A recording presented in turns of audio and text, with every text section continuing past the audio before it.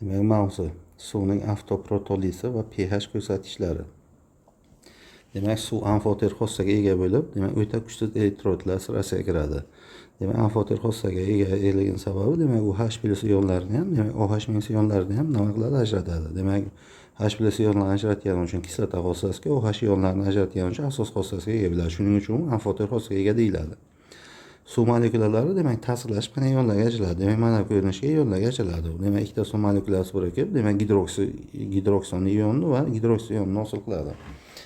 Ana endi, demak, mana bu H3+ ionini, demak, gidrokson ionini, demak, H+ ionida ko'rinishga yozsa ham bo'ladi. Chunki buni nimasi soddalashtirib, soni qancha bo'lsa, buni ham soni o'shanga teng bo'ladi. Demak, mana bu ko'rinishga, demak, soddalashtirib yozish mumkin ekan.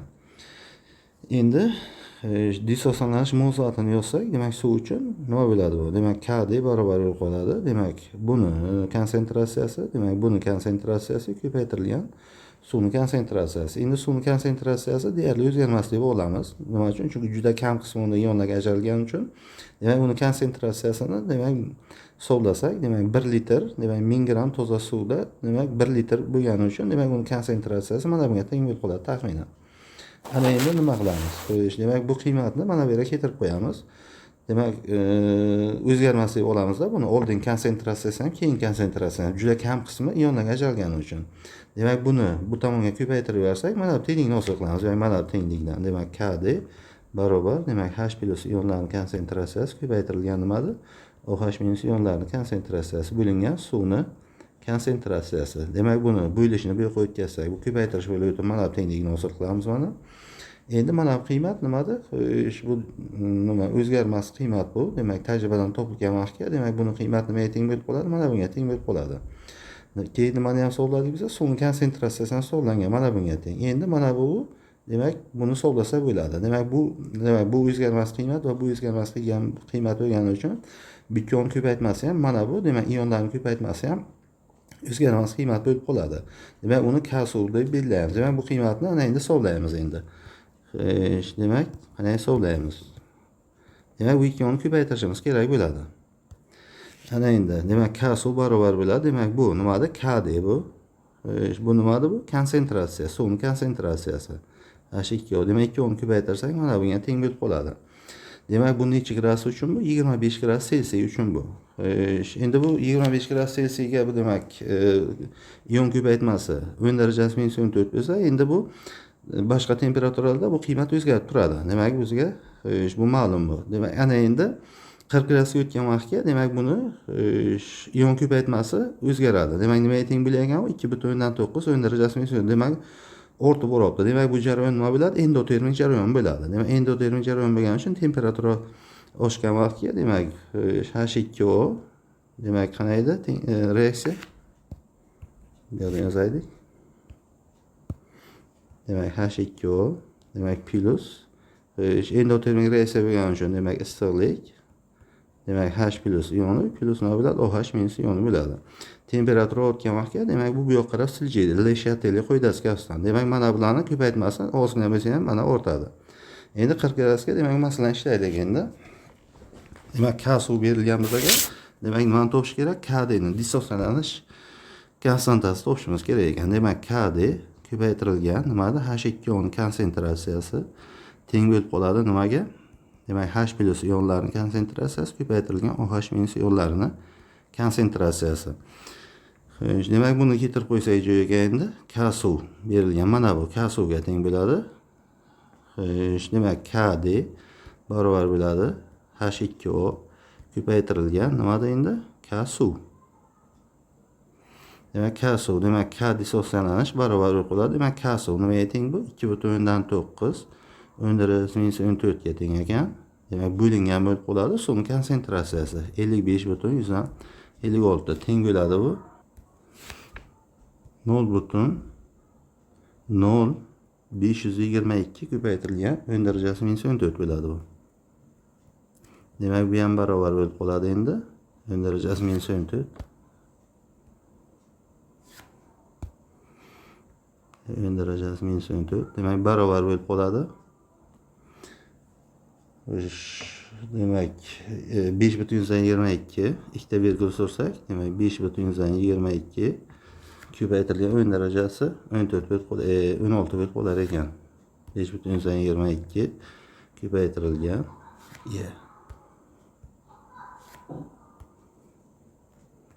o'yin darajasi minus 16 bo'lib qolar ekan.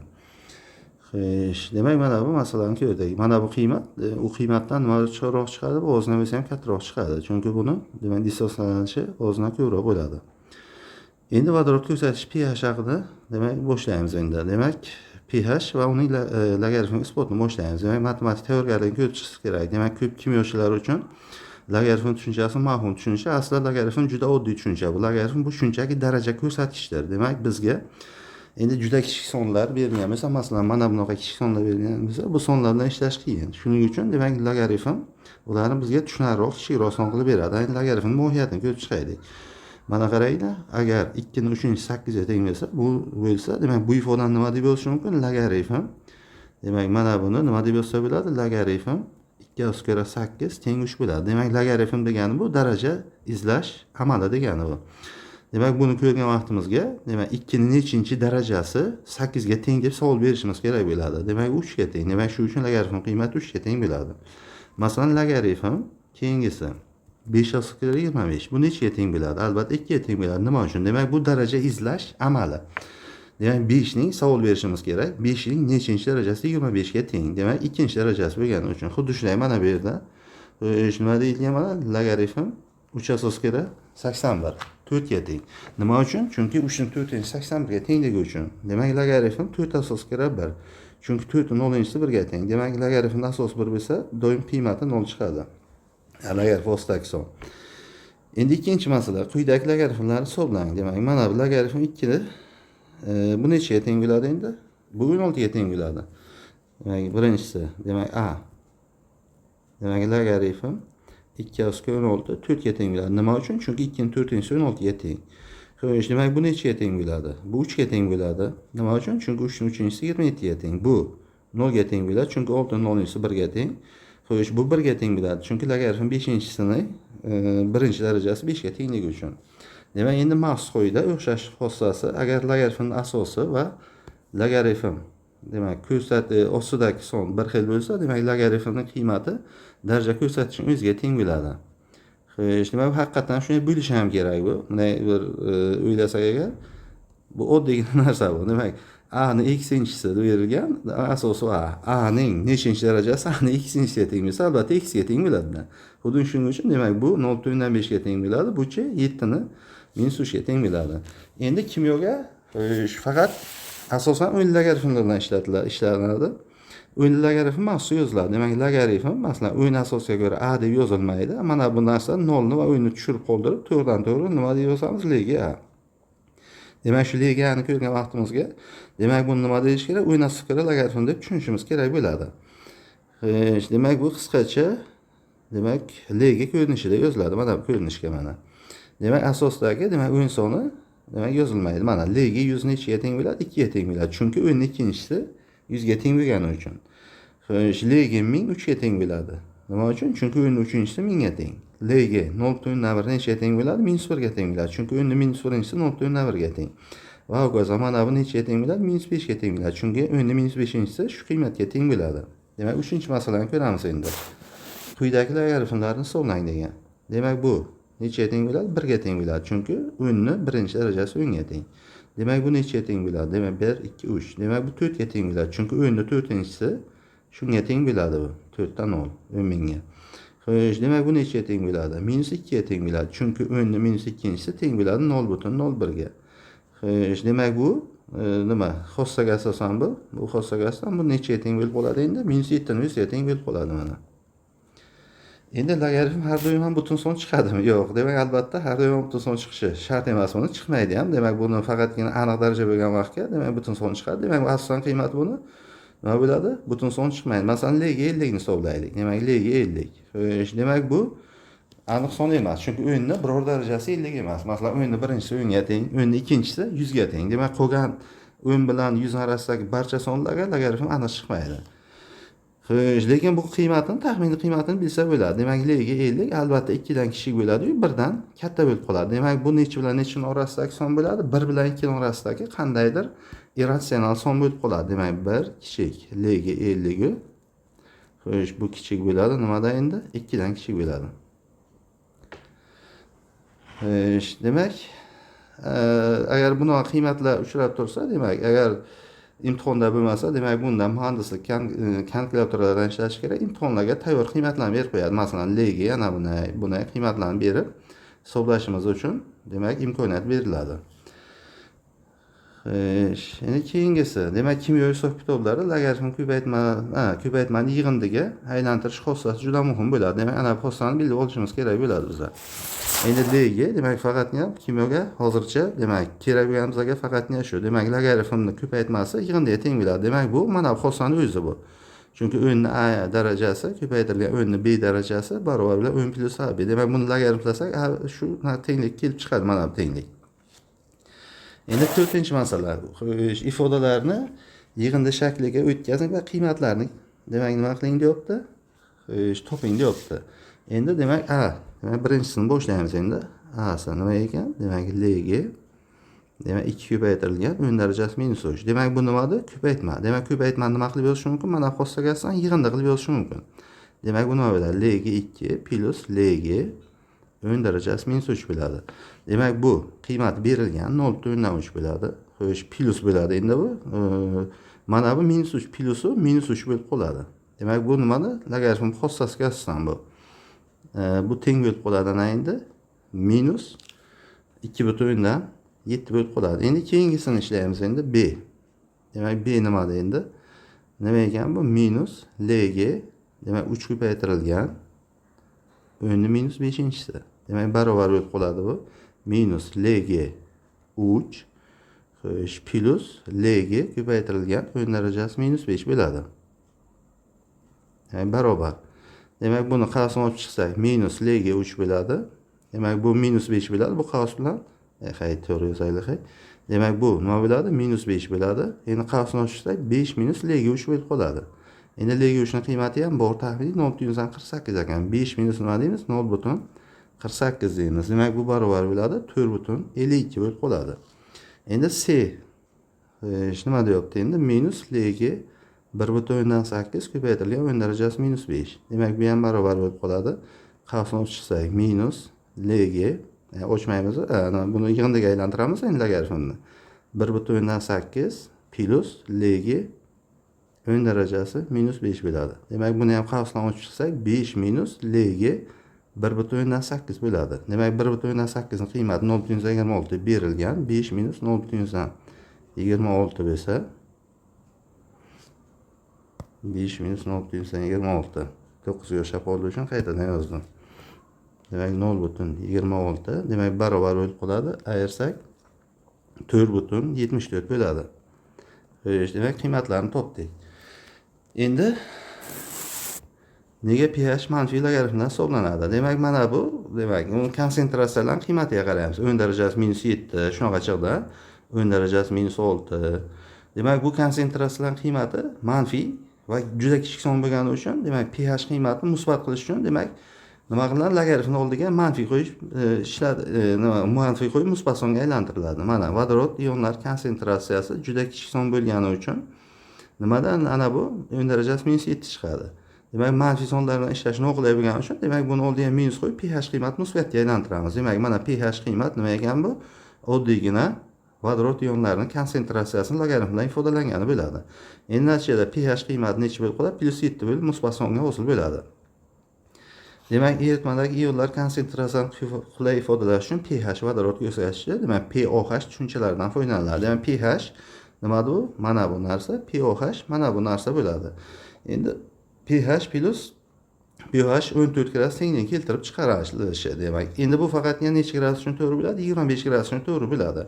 Boshqa temperaturalarga bu tenglik boshqacha son bilan almashadi. Chunki muvozanat konstantasi temperatura o'zgargani uchun, demak, bu faqatgina 25 gradusga to'g'ri qiymat bo'lib qoladi. Demak, buni qanday qilib keltirib chiqarish mumkin? Demak, buni logaritmlab keltirib chiqarish mumkin. Mana qaraymiz endi logaritmlarini. Xo'sh, o'ynasiz ko'ra logaritmlaymiz mana buni, legi ko'paytmani. Demak, bu nima bo'lib qoladi? -14 bo'ladi bu. Bu qoidaga asosan mana bu qoida bo'ladi, minuslari. Xo'sh, mana bu teng -14 bo'ladi. Endi buni minusga ko'paytirib, buni plus qilamiz. Endi -1 ga ko'paytirsak bu tenglik bo'ladi. Mana bu nima deb belgilaymiz? pH bo'ladi. Demak, bu nima deb belgilaydi? pOH. Demak, mana bu yig'indi teng bo'lib qoladi mana. Demak, bu 25 gradusga eritma muhitining demak tavsifi debdi endi. Le Chatelier prinsipi 25 gradusga har qanday suvli eritmada kislotali, neytral yoki ishqoriy vodorod gidroksid ionlarining konsentratsiyasi ko'paytmas, doimo o'zgarmas, saqlanadi. Demak, nimaga teng bo'ladi u? Mana bu qiymatga teng bo'ladi. Endi 5-masalaga o'tamiz. Mana bu sulfat kislota eritmasining pH va pOH qiymatlarini, matlarini bo'lib, qiymatlarini deb yozib qo'yaylik. Demak, qiymatlarini toping. 25 ta kislota to'liq dissotsiyalangan deb hisoblansin debdi. Endi nima deymiz endi? H2SO4, demak bu nima bo'ladi? Demak, bu qaytmas jarayon bu. H plusi, demak to'liq dissotsiyalangani uchun, demak bu yerda qayta reaksiya qo'yilmaydi.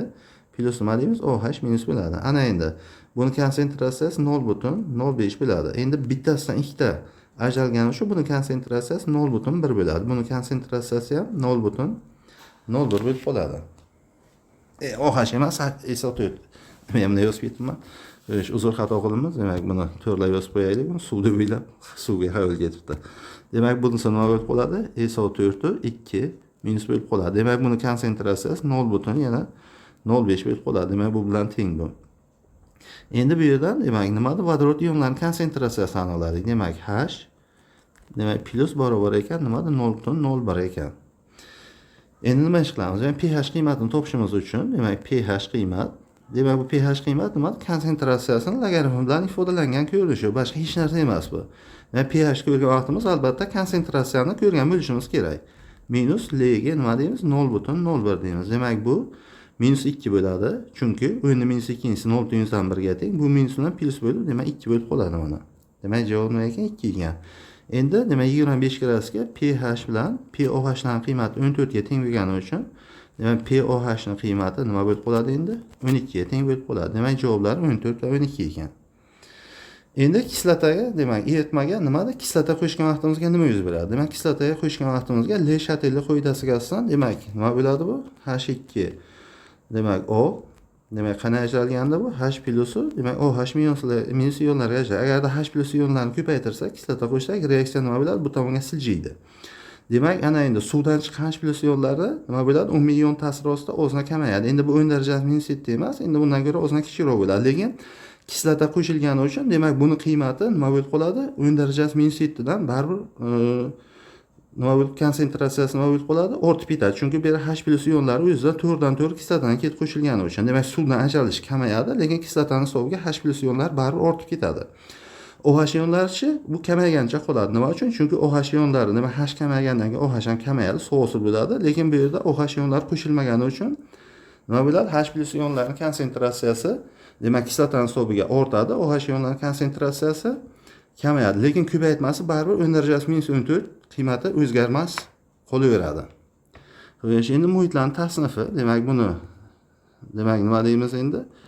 Xo'sh, demak mana neytral muhitda, demak 25 gradus uchun bu yana pH qiymati nechaga teng bo'ladi? 7 ga teng bo'ladi. Kislotali muhitga pH qiymati 7 dan kichik bo'ladi. Ishqoriy muhitda pH qiymati 7 dan katta bo'ladi. Demak, neytral muhitda doim H plus ionlari bilan, demak OH minus ionlari bir-biriga teng bo'lib qoladi. Chunki bitta H plus ion paydo bo'lsa, bitta OH minus ion paydo bo'ladi. Endi kislotali muhitda H plus ionlarining konsentratsiyasi nima bo'lib ketadi? O'yin darajasi -7 dan ortib ketadi. Demak, bu ortgani uchun, demak pH qiymati nima bo'ladi? 7 dan kichik bo'ladi, manfiy bo'lgani uchun-da bu. Xuddi shunday. H plus ionlarining konsentratsiyasi o'yin darajasi -7 dan kichik bo'lsa, OH ionlarining konsentratsiyasi ortib ketadi. Shuning uchun pH ning qiymati 7 dan katta bo'ladi, pOH qiymati 7 dan kichik bo'ladi. 6-masala. 25 gradusda toza suvga biroz miqdorda qattiq uyuvchi natriy qo'shildi. Natijada eritmadagi OH konsentratsiyasi o'yin darajasi -7 molarga yetdi. Ushbu eritmada suvning avtoionlanishidan hosil bo'lgan erkin H plus ionlar konsentratsiyasi toping. Demak, bu yerda nima bo'ladi? Yana o'sha H2O, demak qayta reaksiya H plusi, nima OH minus ionlari. Endi bu yerda ishqor qo'shgan vaqtga reaksiya qaysi tomonga siljiydi?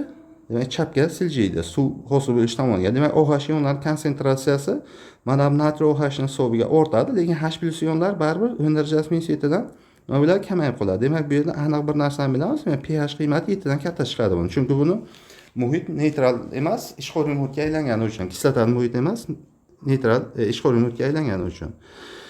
Endi bu demak ionlar ko'paytmasi nimaga teng bo'ladi? 25 gradusda ko'paytirilgan, demak OH minus ionlari barobar bo'ladi 10 darajasi minus 14 ga. Endi nima bo'lgan? Mana bu berilgan bu. Demak buni olsak endi, demak H+ ionlarning konsentratsiyasi ko'paytirilgan nima deymiz endi? Buni konsentratsiyasi 10 darajasi minus 4. Demak barobar bo'ladi bu 10 darajasi minus 14.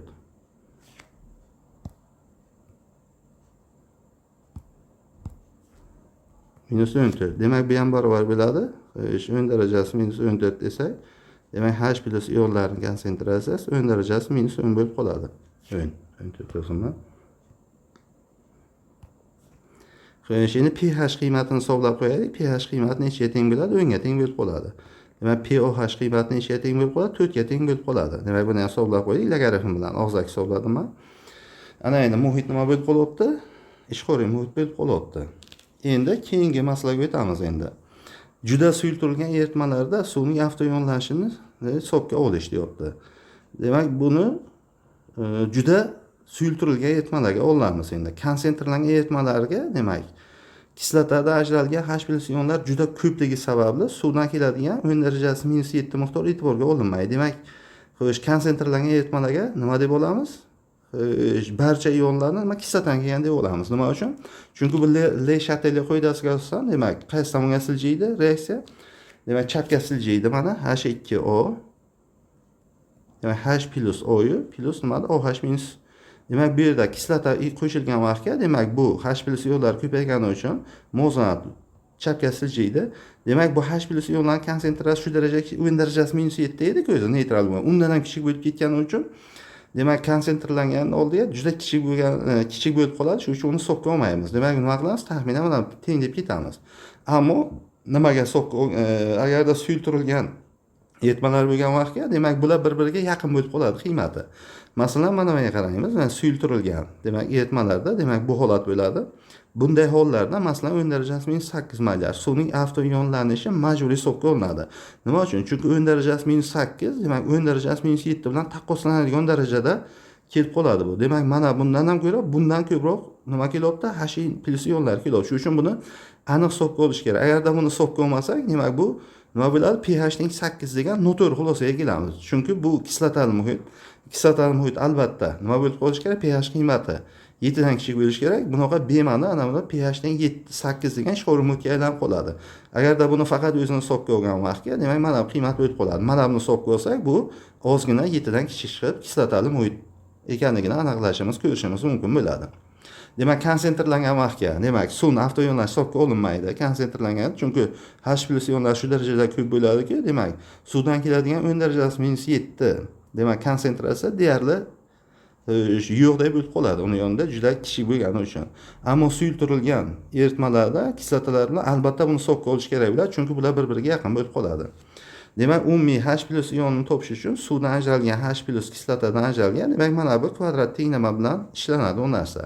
Xo'sh, bu kvadrat tenglamani to'g'ridan to'g'ri, demak, yozib qo'yilgan, lekin buni nimadan osonga keltirib chiqarish mumkin. Ana endi, demak, buni qiymatini keltirib chiqaramiz endi. Shu masalani ishlaymiz. Demak, formulaga qo'ymasdan to'g'ridan nimada ishlaymiz endi. Xo'sh, reaksiyalar o'zidan foydalanib ishlaymiz. Demak, mana endi shuni olsak, demak, birinchisi, demak, bu yerda ikkita jarayon bo'ladi. H2, demak, avtoyonlashi.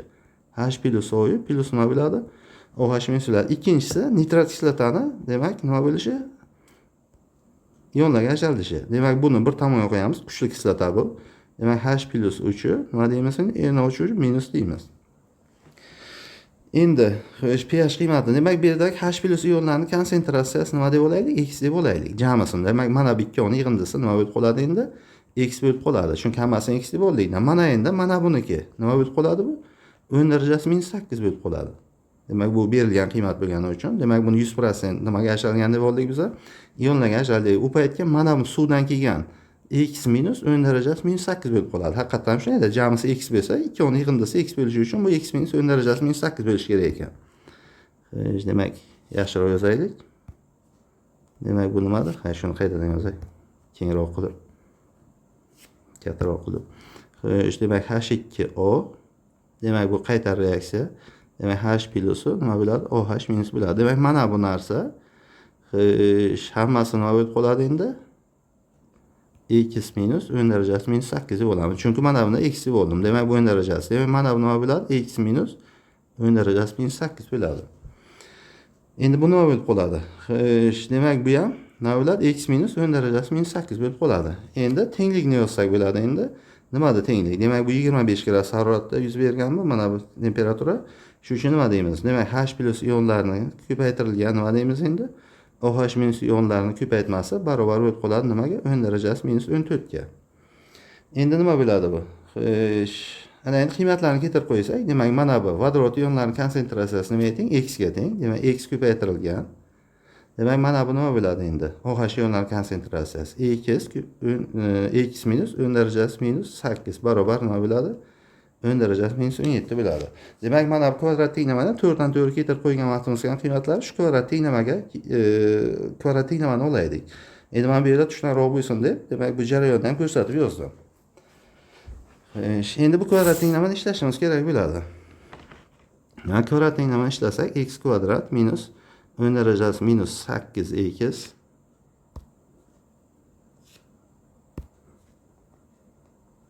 demak, minus 10 derecesi minus 14 teng 0 bo'ladi. Demak, x'ni topsak, nimani topgan bo'lamiz? Vodorod ionlarining konsentratsiyasini topgan bo'lamiz. Endi diskriminant hisoblaymiz. Demak, diskriminant barobar b kvadrat minus 4ac. Demak, 10 derecesi minus 8 ning kvadrati minus 4 ko'paytirilgan minus 10 derecesi minus 14 bo'ladi. Demak, bu ham barobar bo'ladi. 10 derecesi 16 plus 4 ko'paytirilgan 10 derecesi 14. Demak, buni ham nima deb yozsa bo'ladi? Demak, 400, demak 10 derecesi 16 minus 16 bu. Bu plus bo'lib ketdi, minus 14.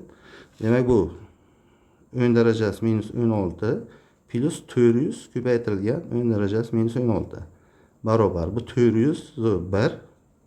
Demak, 10 derecesi minus 16 bo'lib qoladi.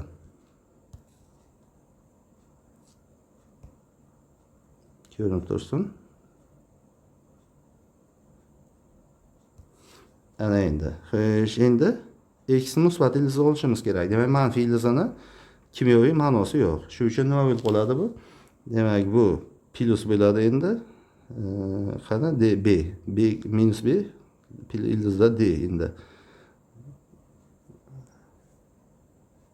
Demak, b ning qiymati 10 derecesi minus 18, 10 derecesi minus 8 plus bo'ladi. Demak, ildiz ostida 401 ko'paytirilgan 10 derecesi minus 16 bo'lingan 2. Manfiysini olsak, buni nimasi yo'qolib ketadi. Buni plus minus yo'q, faqat musbat ildiz olamiz. Ya'ni barobar. Bu 10 derecesini endi bu 400 deb hisoblasak, buni taxminan 10 derecesi minus 8 plus 20 ko'paytirilgan 10 derecesi minus 8. 8 emas, 8. Demak, bo'lingan 2. Demak, bu 21. Demak, bu ham barobar bo'ladi 21 ko'paytirilgan 10 derecesi minus 8 bo'lingan 2. Demak, bu ham barobar 10,5 10 derecesi minus 8. Buni ham 1,5 10 derecesi minus 7 deb yozsak bo'ladi. 10 derecesi minus 7. Endi pH qiymatini topamiz. Endi pH barobar bo'ladi Lg. Demak, nima bo'ladi? 1,5 ko'paytirilgan 10 derecesi minus 7. Demak, bu ham barobar bo'ladi 7, minus 6 bu. 7 minus Lg yuqoridagilar hisoblaganlarimizga aslan 1,5 bu 0,02 bo'lgani uchun buni qiymati 6,98 bo'lib qoladi. Davom etamiz. Ana endi, demak, bu jarayon qanaqa jarayon edi? Endotermik jarayon edi. Demak, endotermik jarayon bo'lgani uchun nima bo'ladi? Temperatura oshgan sari nimasi? Demak, K-suv ortib boradi. Chunki ionlarga ajralishi, demak, ortib boradi. Demak, Le Chatelier qoidasiga asosan, masalan, H2O, demak, temperatura oshgan vaqtga H plusi, plus D deb yozaylik, demak. Demak, H2O plus. Demak, bu nima bo'ladi? Yo H plus ionlari ko'paytirilib plus nimada? OH minus ionlari. Xo'sh, demak, ana endi bu 0 gradusga nima bo'ladi? Qaysi tomonga siljiydi bu? Temperatura tushgani uchun bu tomonga siljiydi. Demak, bu mana bundan kichikroq bo'ladi. Demak, ana bu 25 gradusdagi qiymati nimaga teng bo'ladi? 10 darajasi minus 14 ga teng bo'ladi yoki demak 10 darajasi nimaga teng bo'ladi? Minus 14 ga teng bo'ladi. Demak, bu K-suv. Demak, pH qiymatini necha bo'ladi? 7 ga teng bo'lib qoladi.